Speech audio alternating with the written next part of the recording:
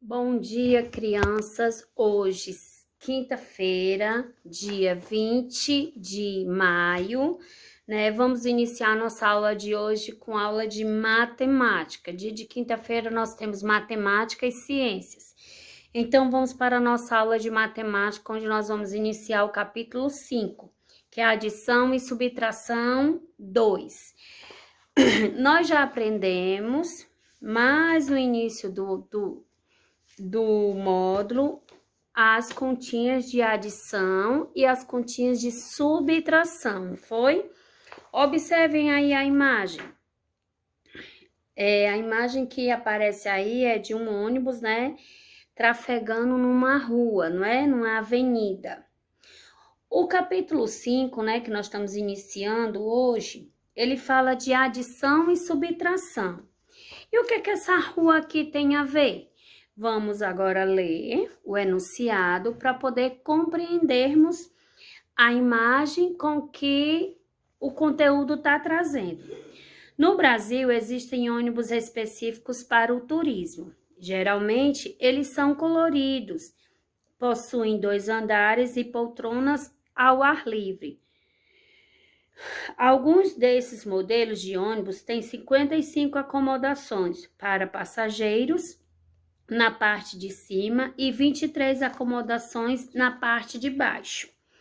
O ônibus turístico, durante o passeio em Curitiba, Paraná, passando pela Praça Tiradentes. Esse aqui ele é um passeio turístico. O que é que ele está querendo dizer? Que um ônibus esses ônibus turísticos, eles são de 2 andares, em cima e embaixo. Em cima eles aglomeram 55 pessoas e embaixo 23. Agora, se nós formos contar essa quantidade, 55 mais 23, quantas pessoas comportam dentro desse ônibus? Vocês já pararam para pensar? Então, olha aqui, então é bastante pessoas, né? Por isso que o tema vem como adição e subtração. Aí nós temos aqui 2 itens. Que operação você utilizaria para determinar a quantidade total de acomodações para os passageiros nesse tipo de ônibus? Qual era a operação que você faria? Uma adição ou uma subtração? Para você saber a quantidade total de todos os passageiros. Você ia usar o quê? Uma adição? Tio, o que é adição? Adição é somar, é juntar, é unir, é colocar. Subtração é subtrair, é tirar. Tirar, diminuir, né? Você acha importante ter ônibus de turismo em uma cidade? Você acha importante? Se você acha importante, pois vamos lá dizendo por que você acha importante. Aqui nós vamos estar debatendo com as crianças que estão vindo, né? Então, é isso. Aí você vai fazer o item A e o item B no seu caderno. Agora vamos para a nossa aula de ciências. Por favor, abram os livros na página, deixa eu só ver aqui. A última aula nós falamos sobre cidadania no dia a dia, que foi horta comunitária, lembra? Então, agora nós vamos falar sobre hidroponia. Vamos falar sobre esse tema, hidroponia. Nós vamos estudar da página 174 até a página 174 até a página 180, certo? Deixa eu só conferir aqui. 174 até a página 100 e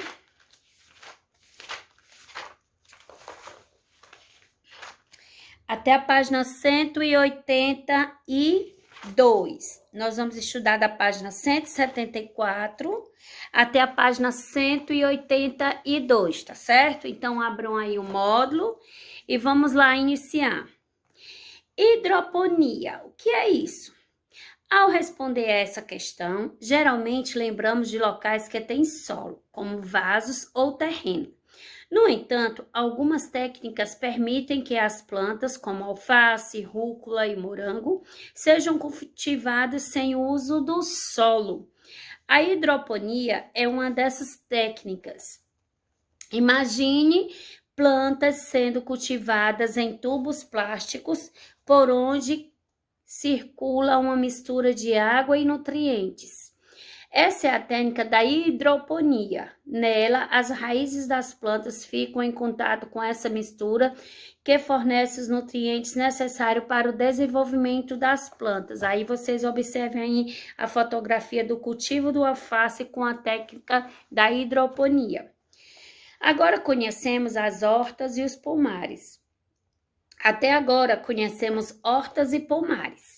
No entanto, a maior parte dos alimentos produzidos no Brasil é cultivado em plantações.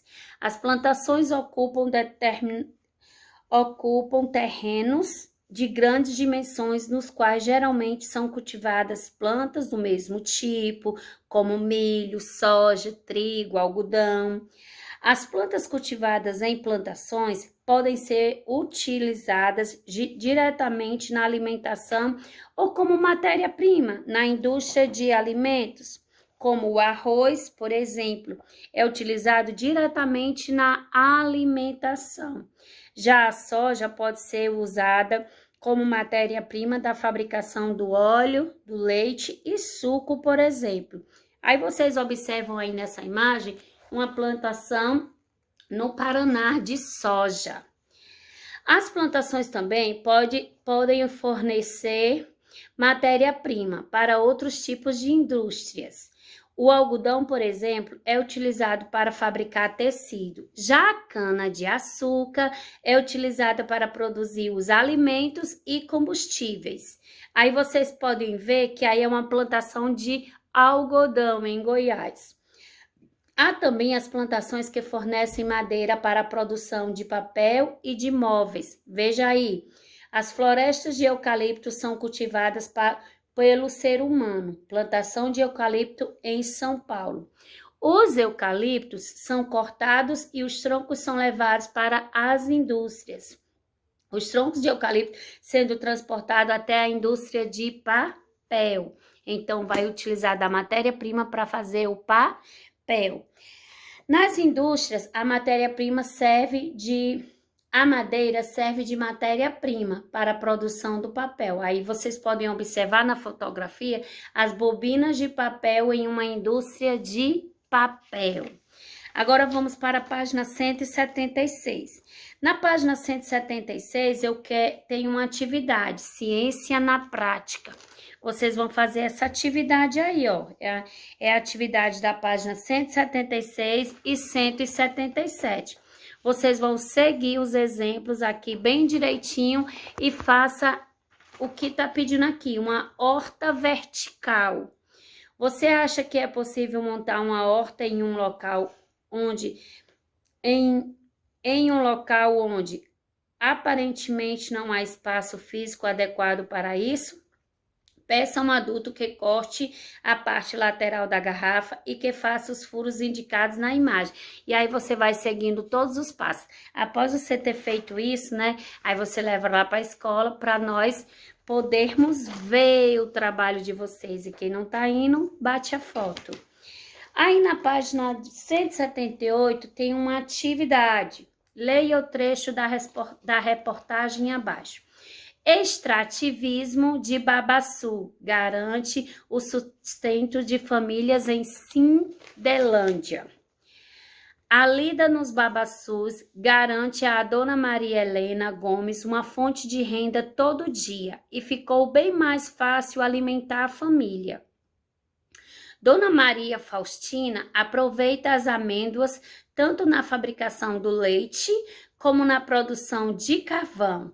Elas também fornecem amêndoas para as indústrias de óleos da região. Aí vocês observem que duas famílias, as famílias de Cindelândia, elas usam o extrativismo do babaçu para poder sustentar as suas famílias, né? Aí nós temos aí a questão A, B e C. Sublinhe no texto o nome da planta que é utilizada pelas comunidades da Cinderlândia. Qual é o nome da planta? Babaçu. Aí você vai sublinhar aqui, ó, o nome Babaçu. Na oitava questão, diz no item B da primeira questão, diz o seguinte: circule no texto os produtos obtidos a partir do babaçu. Quais são os produtos obtidos a partir do babaçu? O leite, o carvão e o óleo. Aí você circula.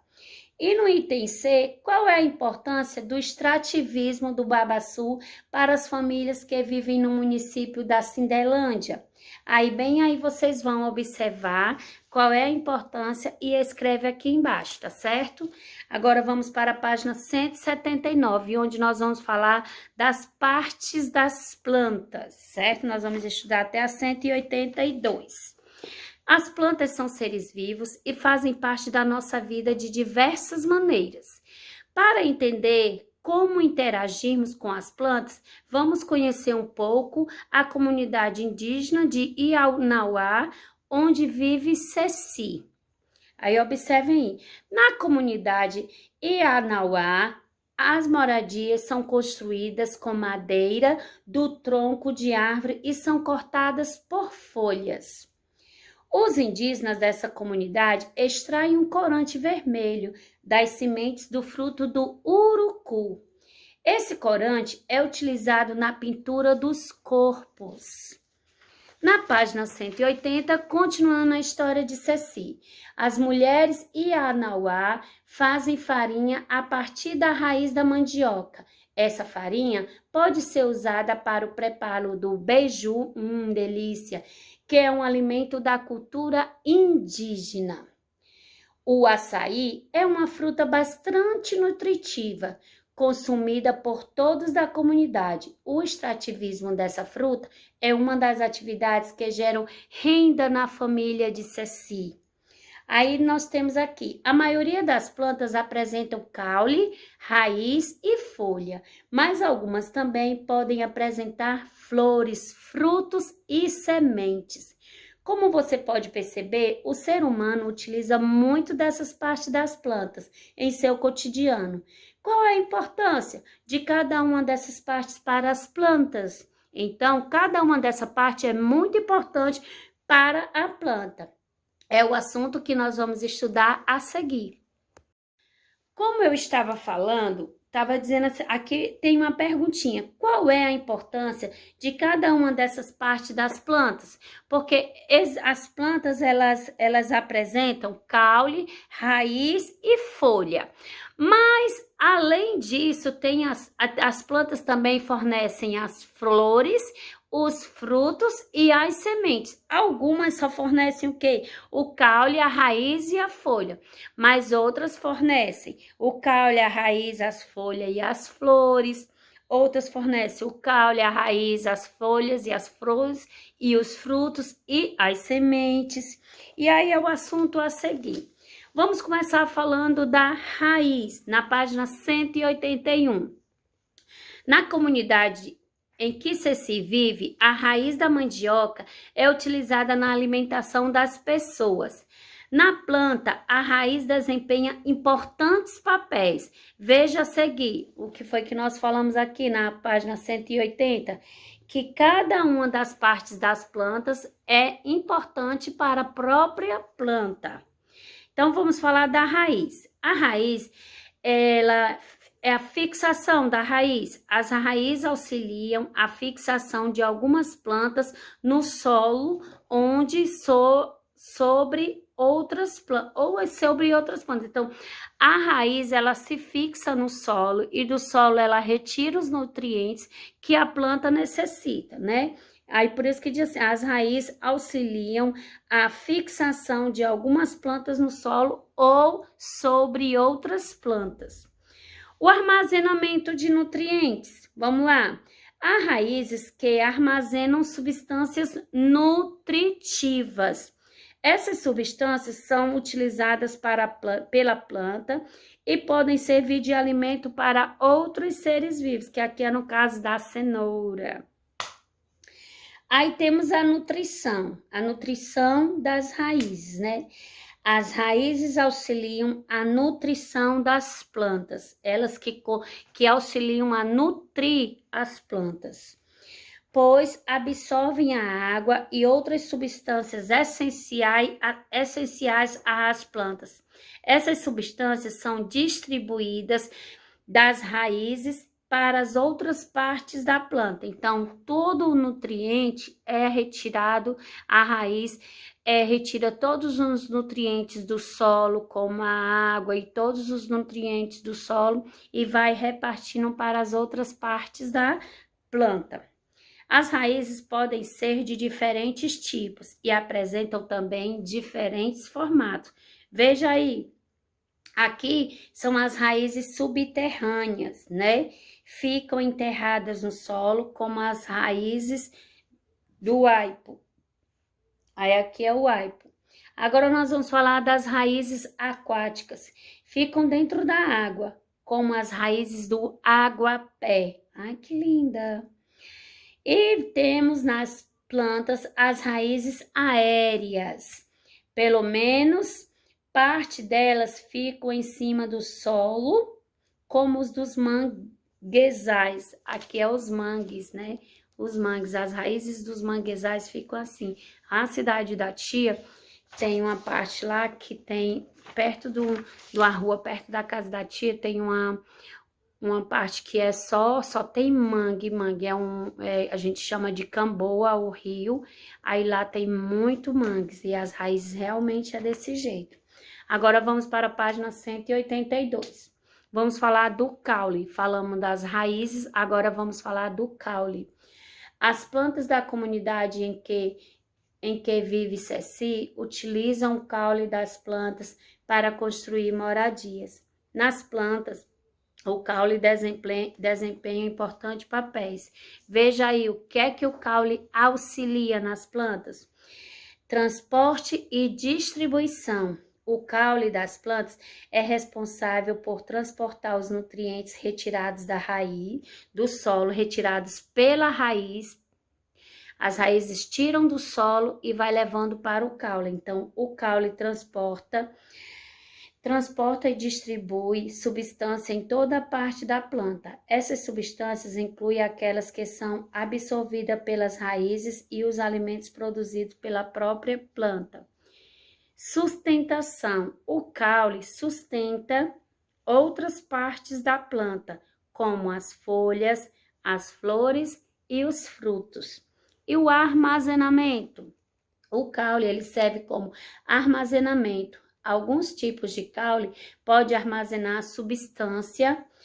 O cacto, por exemplo, armazena água. Então, o cacto é um tipo de planta que vive em área seca, que não chove muito. E ele tem o caule do cacto, ele é cheio de água, ele absorve a água do solo para poder, assim, sobreviver, né? Assim como a raiz, o caule pode ser de diferente tipo e apresentar diferentes formatos. Vamos ver a seguir? Os caules aéreos se desenvolvem acima do solo, como o caule da mangueira. Olha aí. Os caules aquáticos se desenvolvem dentro da água, como o caule da Vitória régia. E por último, os caules subterrâneos, que se desenvolvem no interior do solo, dentro do solo, como o caule do gengibre, tá aí o gengibre, né? E aqui, gente, nós encerramos nossa aula de quinta-feira. Fiquem com Deus e até a próxima.